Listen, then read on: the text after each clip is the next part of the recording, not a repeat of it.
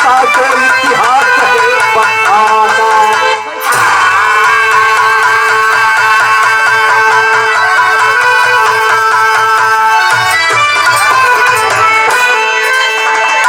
अरे भार शिवनाग बंसी भर छत्री थे राज भरी, 76 साल के वीरता को इतिहास है बखाना। एक ऐसी कहानी खोज कर लाया हूं मेरे मित्रों, अगर पढ़े लिखे होंगे अपने समाज के लोग तो सोचेंगे, नहीं पढ़े लिखे हो तो भी सोचेंगे। हम बतौली ना कि हमारे लोग अपने लोग केवल महाराजा सुहेलदेव राजभर भी जोर लगाते हैं। देखा हम जो बताए जाते ही एकदम आखिरी राजा, इसके बाद कोई राजभर वंश में भर जाति में राजा हुआ ही नहीं। एक कवाली में बृहत कर ले भैया।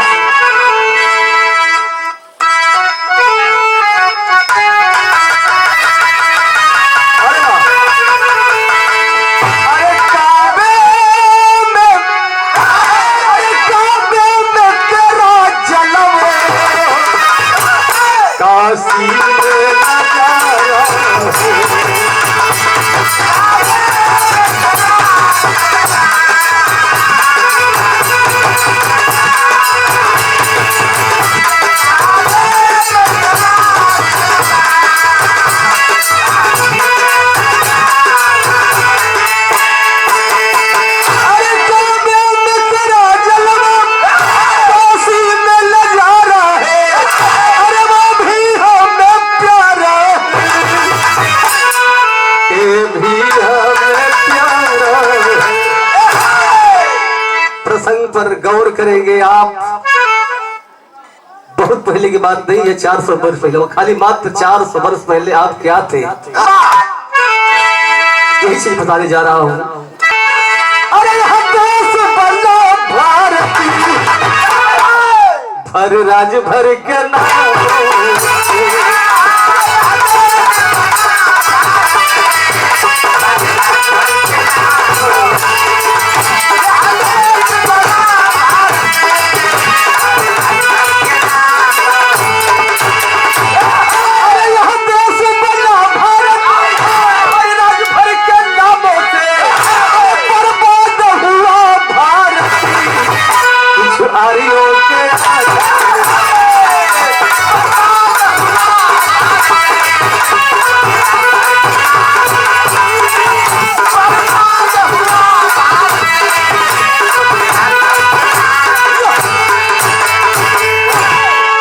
कहानी का शुरुआत भाई।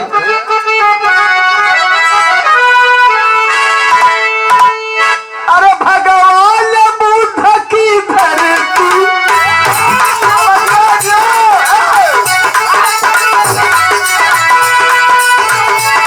जहाँ दाद कभी भी आए,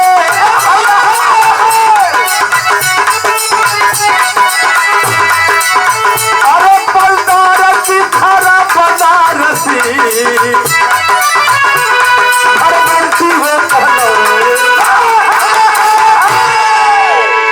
एक एक लाइन पर गौर करेंगे। पहले ही बतौली असल देव 12 लाखन ये भर छत्री थे, ये राजा रहलन, हमारे पूर्वज रहलन। भार सुनाग बंसी छत्री थे मेरे मित्रों। बंगाल की धरा जिसे बनारस कहा जाता है, भर के लड़का के नाम पर नाम पड़ल। ये भारत देश का नाम भर के बच्चा के नाम पर पड़ल। बताइए, जिस देश का नाम जिस इंसान के ऊपर हो, आज उस इंसान के वंशजों की हालत क्या है। गली गली गली गली ठोकर खाते हैं। आज भर वंश के लोग गली गली ठोकर खाते हैं। जब राजा रहता, एक एक लाइन पर ख्याल करिए, अगर सुनना चाहता हूँ बिरहा तब। अरे खलई का खंजर खली का,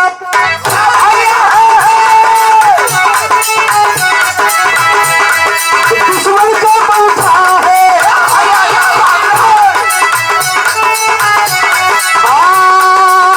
जल्दी राजा किला जैसे बना है। हिंदुस्तान की कोई धरती बाकी नहीं थी, अरे भारत का कोई धरती बाकी नहीं था जहां भर राज भर राजा राज न किया हो। इलाहाबाद मणिपुर का नाम आप लोगों ने जाना होगा। खनई का नाम बताओ थी। खनई सोहलदेव के ही पटीदार हल्ला गैर करना है, उसी वंशज के थे।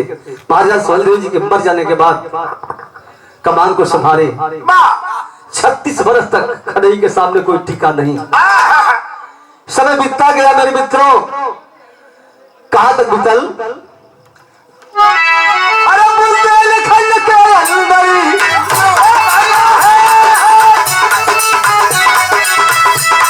बहुआ गांव सरलाती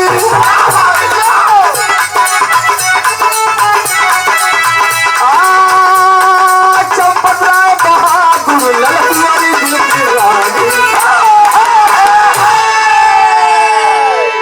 महुआ, जो आज महोबा कहा जाता है, कभी महुआ था राजभरों का भर जाति का राजधानी था। लेकिन चले आगे बढ़े। 1641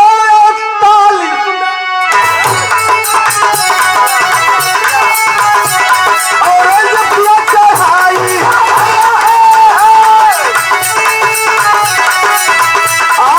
चमड़ा शहीद हुए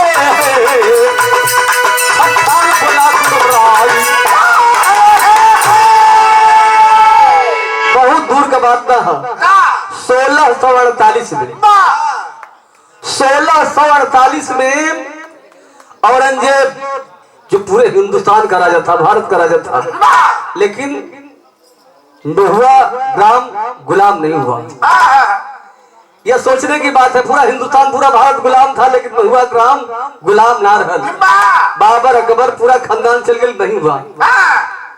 ये औरंगजेब सोच लेता है चला मैं पूरे भारत का राजा हूँ, छोटा सा गांव जो है हमारा अधीन नहीं हो सकता। चढ़ाई कर दिया, अंत गदरा चंपत राय मारे गए, शहीद हो गए। 10 वर्ष का नन्हा बेटा उनका था, जिसका नाम था छत्रसाल।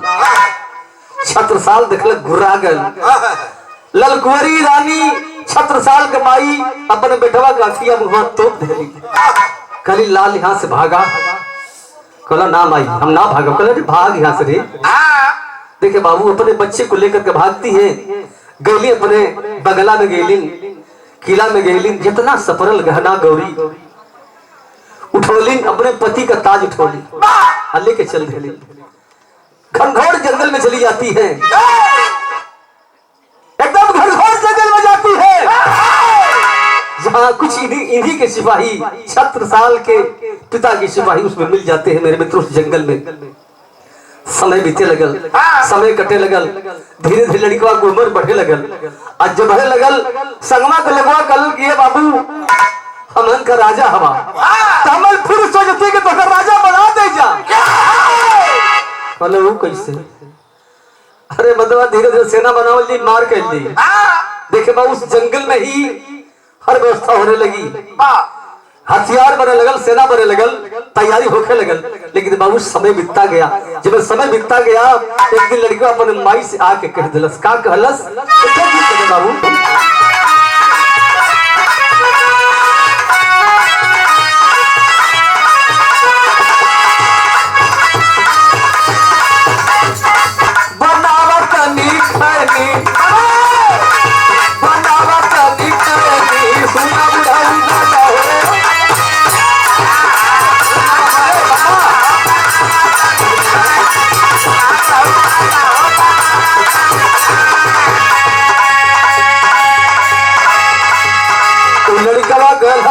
अपने अब माई के यहाँ जाए के खड़ा हो गई।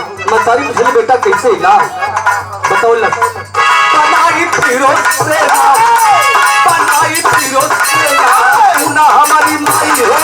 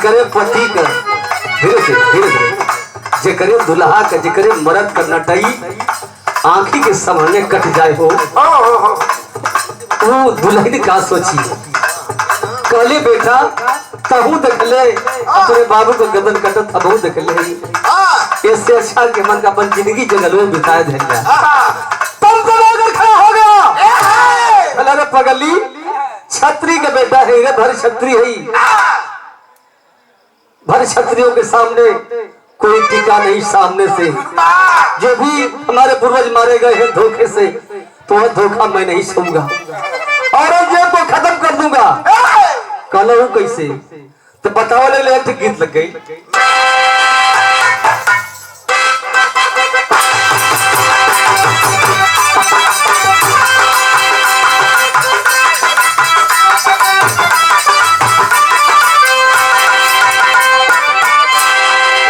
कहना दुल्हन का अपने दुल्हा से इतना कीमती सामान मांग गलस का मंगलस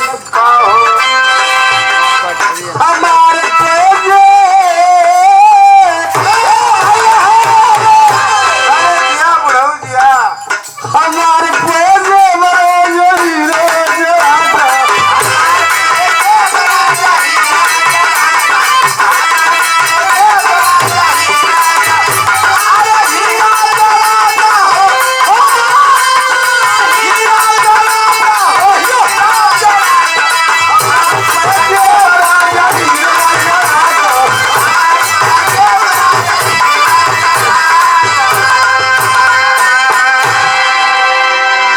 लेकिन भाव पर चले वह बच्चा अपने माँ से कहता क्या है लड़का का गलस चुकाई बदला रे मई बदला तलावा यादिया जलवा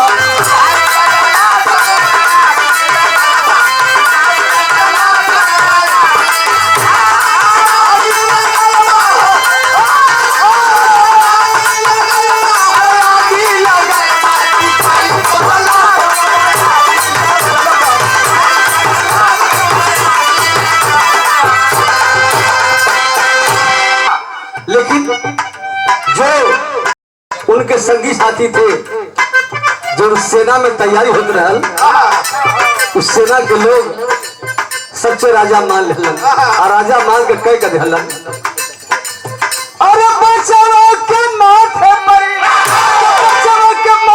पर ताज बंधन बाचू गई बदला तलवाया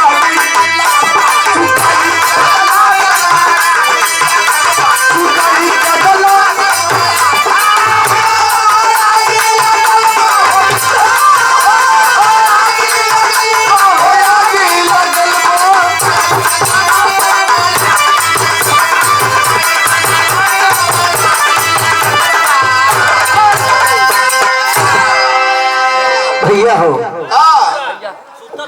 पैसा गिर गया गौर करेंगे मेरे मित्रों गौर करेंगे आखिर आपका तहस नहस कैसे हुआ यही से बताने जा रहा हूँ गैर हिंदू गैले अरे गैर हिंदू गैले मुगल के बकरिया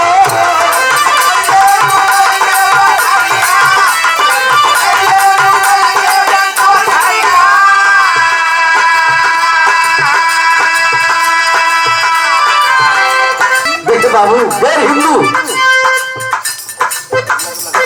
अगर बतिया को हम सब लोग गलती कर सकते गैर हिंदू का मतलब बताओ सही बतावा जो आज हिंदू के ढोल फैलाते हैं हिंदू हिंदू के नारा लगाते हैं ये हिंदू नहीं है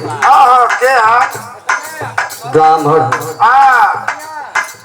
उसी औरंगजेब के दरबार में औरंगजेब जब जब्जिया लगाया था कर लगाया था पूरे हिंदुस्तान के ब्राह्मणों ने किला को घेर लिया और जाकर कहा हुजूर हम लोग हिंदू नहीं भैया हिंदू ना आवा तो का हवा कल के मन ब्राह्मण है तो समझिए गए हिंदू गैले अरे मुगल के बखरिया औरंगजेब के दिहले खबरिया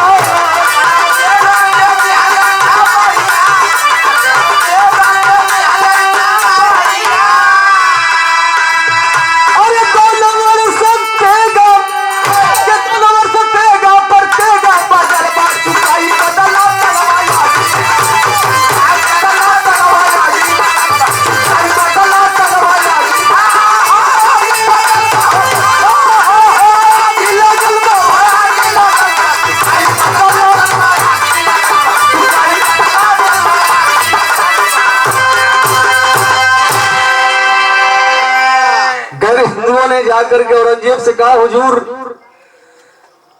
चंपत राय का बेटा छत्रसाल जवान हो गया और सेना सजा लिया, सेना बना दिया है। अब है 3500 यानी 3500 खाली सेना रहा, ढेर नहीं। मतरिया से जाके कल माई कुछ पैसा दे दे तू तो हाथी घोड़ा किन लेती। कल बेटा पैसा तो ना जो गहना गिठू चुरा के लेके भगल नहीं, वही तो हमारे पास है, ले ले। बेटा के बड़ी दहली ने वही से 3500 हाथी और 4500 घोड़ा किराई और धीरे धीरे सेना बिटोरे 10,500 अरे 10,500 सेना की तैयारी किया। अब बताओ लोग 1 लाख जहां सेना बटे, लाखों लाख सेना बटे, वही क्या करी और सलाह है। औरंगजेब जब पता चला औरंगजेब सेना लेकर चढ़ाई कर देती है, जब चढ़ाई कैलस तो भइल क्या गीत लगल,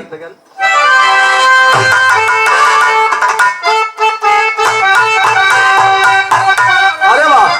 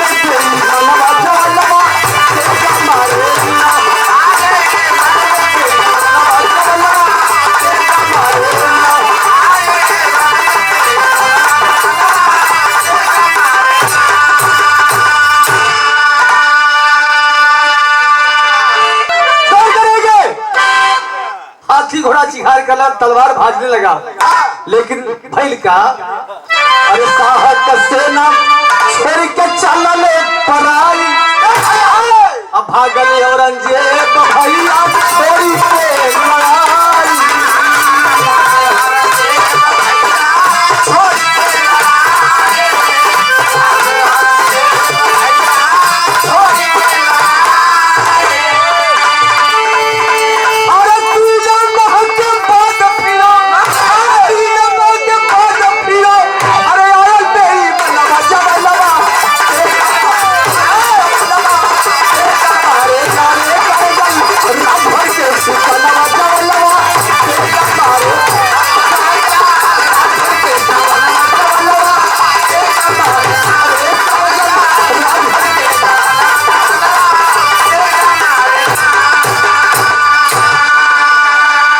मेरे मित्रों गौर करेंगे, वह राज भर का लाल सब समा गया।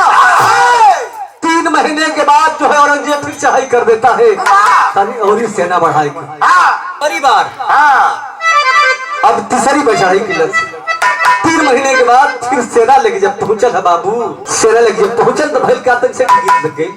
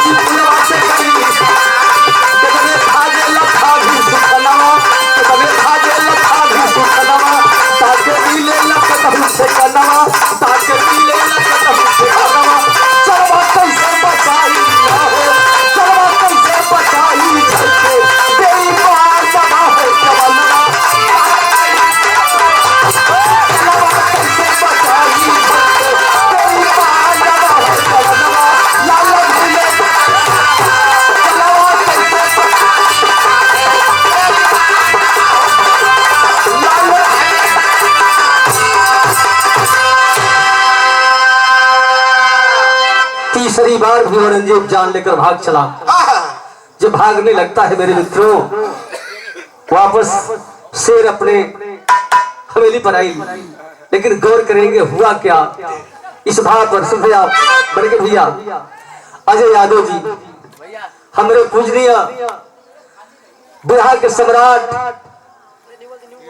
भोजपुरी को समझने वाले दुनिया में कहीं भी होंगे, स्वर्गीय रक्षा उस्ताद जी के स्वर को चखते होंगे, उनके आवाज को चखते होंगे। उनके आप सुपुत्र है। इसी दूरदर्शन में आप इंजीनियर पद पर कार्यरत है, इंजीनियर साहब हवा। और दिव्या दूरदर्शन मऊ की प्रस्तुति चैनल भी आपके चलेला, वह पर मन का गीत बजेला, आप सब सुन सकते। आप भैया से 101 रुपया का आशीर्वाद, नमस्ते प्रणाम सलाम है। महाबुलहा शैली में टेरिस लगल। अरे समरिया छोड़ के भागल पतिया, अब समरिया हो रहा कि समरिया छोड़ के भागल पतिया। मैदान छोड़ के भाग चला। देखल स्वराज भरल का चमकता लवरिया।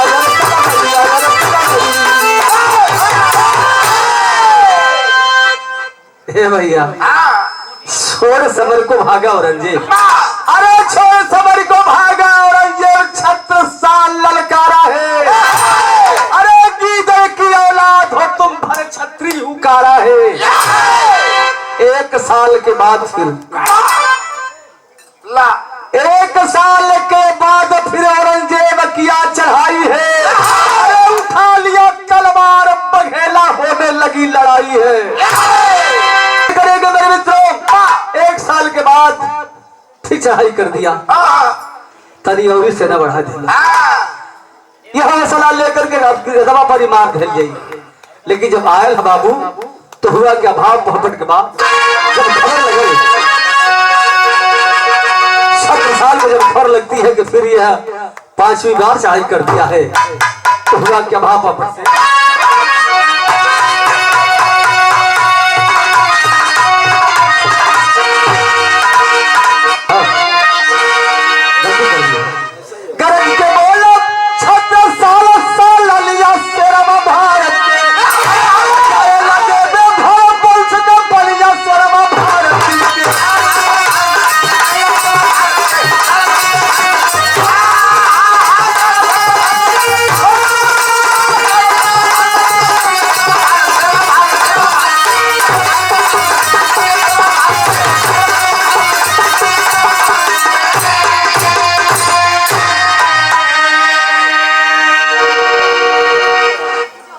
तलवार उठा लिया और कहा पीछे नहीं हटूंगा, आज तुम्हें मार दूंगा, औरंगजेब छोड़ूंगा नहीं तुम्हें। अरे गिरे लाश पर लाश, बघेला गिरे लाश पर लाश, धरती खुलावा मेरा नाई है। चारों ओर ये गर्दा गर्दा झलस लाल उड़ाई है। तुम गर्दा गर्दा अरे लेके घोड़ा दौड़ल बापी सालिया तेरा भार अजाए न दे भर वंश का पलिया तेरा भारत के।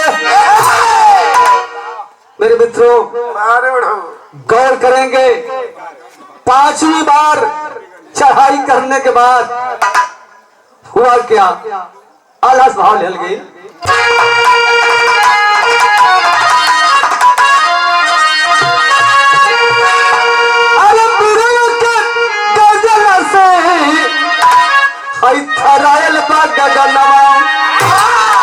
अरे माई ललकार सुना बेटा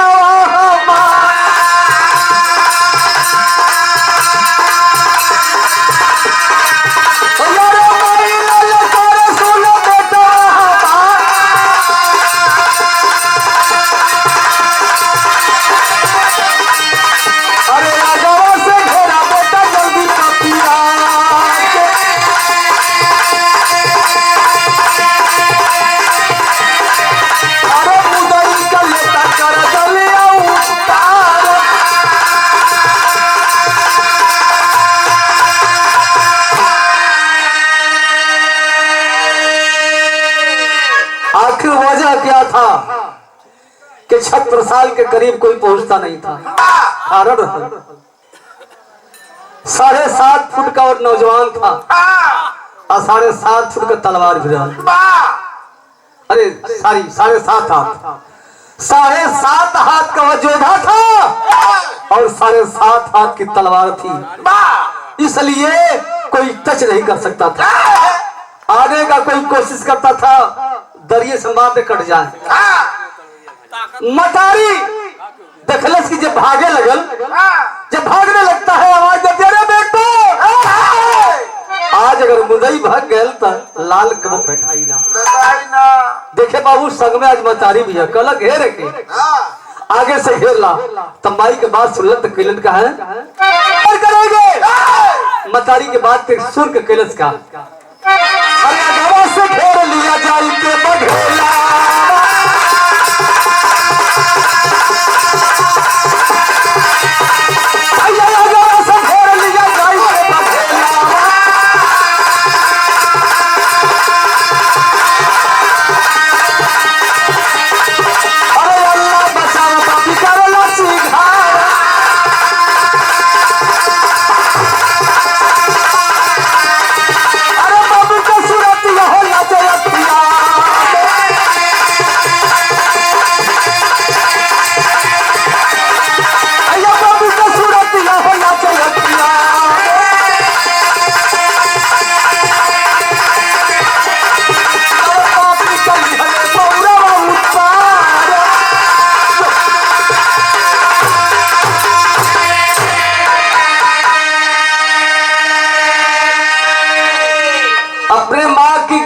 सुनकर ललकार को सुनकर के आगे से घेर लेता है। और घेर लेने के बाद जब घेर लहला औरंगजेब समझ गए कि अब ना बचब मार दी,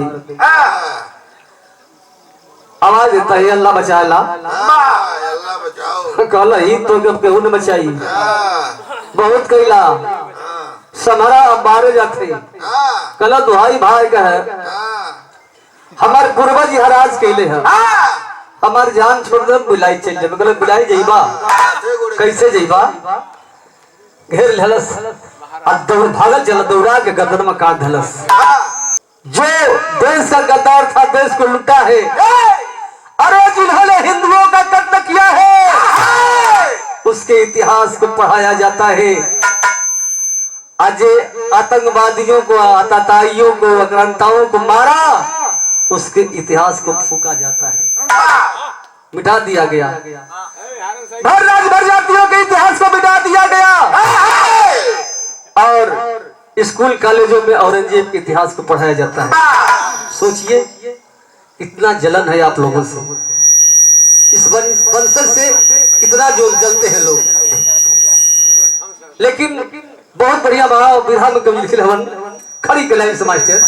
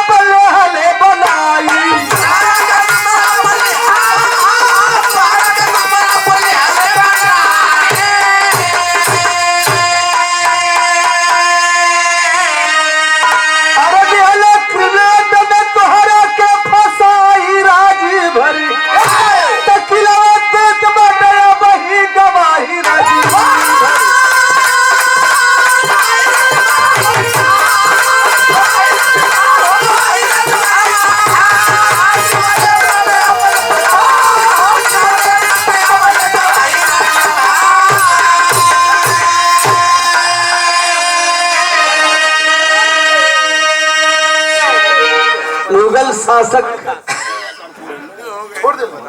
गए यहाँ से, जाते जाते अंग्रेजों के हाथ में चाबी दे दिए। देखें कितना चालबाजी हुआ। मुगल जब गए अंग्रेजों को सत्ता देकर गए।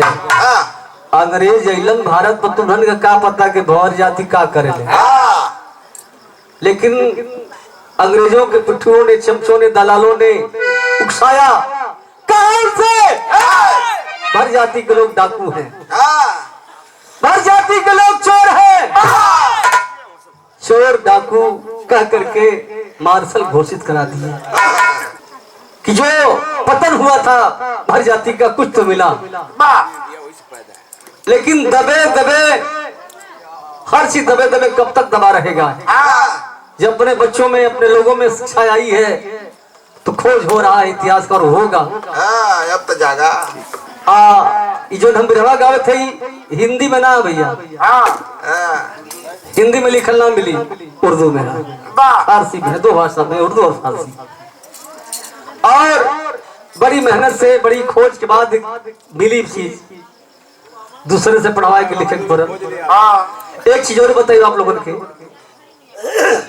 कि आप लोग समझा कि आप लोगों को डाकू घोषित कर दिया गया। कहा जानते अंग्रेज के दाई भार जाति सलाम नहीं, जबरदस्ती आपके इतिहास को छीना गया, आपके भूगोल को छीना गया। भूगोल मने छत्री, जात भर भार सिवाय, भरत वंशी आप है, चंद्र वंशी है, नागवंशी, नागवंशी तो है ये हम, उसे भी दफना दिया गया, सीधा सीधा भवर बना दिया गया। आज कौन मौका रहा? इतिहास भूगोल दोनों खत्म हो गई, सीधे भवर पापा गिला। लेकिन एक चीज बहुत बढ़िया बताओ जाते, अगर ये अमल कर दबा अपने दिमाग में ले लेबा तो हमारा वादा है कि बहुत जल्दी सफलता मिल जाएगी। और उसके शिक्षा से गठन राजभर, अरे एकता बनाओ, अरे बेटी बेटा बन के भैया पली पढ़ाओ।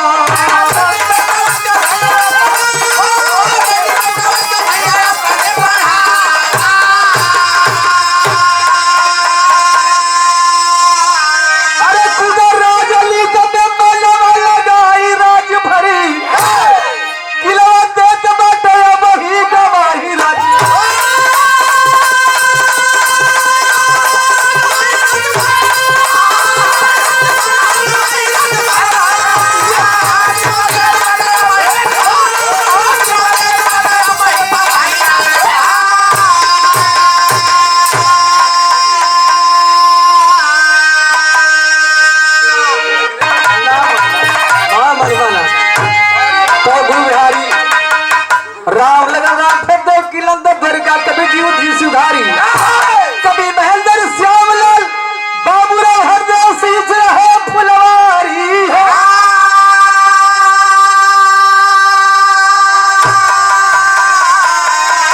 अरे सबरिया छोड़ के भागल पपिया, गुड्डू बोली राम कल हर लाया दरिया, सबरिया छोड़ के भागल पपिया।